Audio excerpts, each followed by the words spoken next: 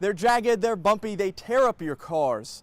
We investigated these potholes in front of the police station today to find out what's being done to fix them.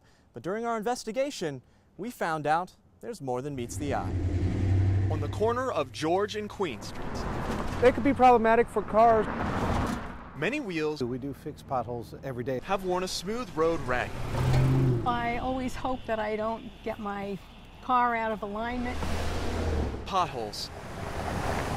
They're all over the city. I don't think anybody likes potholes. It's enough to keep a asphalt crew with a supervisor and 5 to 6 employees busy on a year-round basis. These are on the agenda for repair, but look deeper. When's the last time you saw a pothole with bricks underneath? Pretty much from, say, Queen to the river, East Front Street and South Front Street, where the roads do have brick underneath them. Most streets in downtown have this historic brick underneath. The old streets of New Bern just under the surface, out of sight. The street is 200 years old.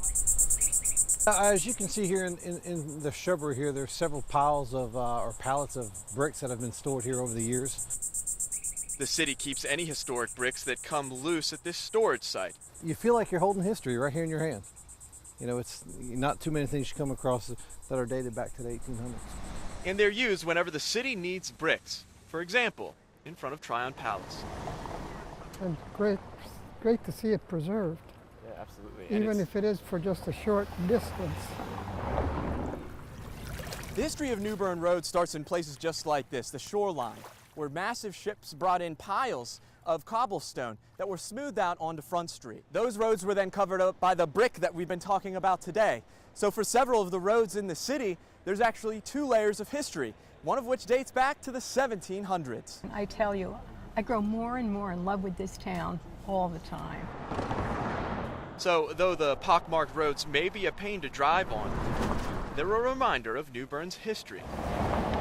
The city's rich in history. We look up, we see all the architecture and the historical buildings, but we never really think about we're driving over history as well. And they don't seem to bother the police too much. There's no map that exists that shows exactly which streets have the bricks and which don't, and we're not even sure really how old each particular brick is, just that they were from sometime in the 1800s. We do know that they're here to stay. In New Bern, Kyle Horan for Fox Eastern Carolina News.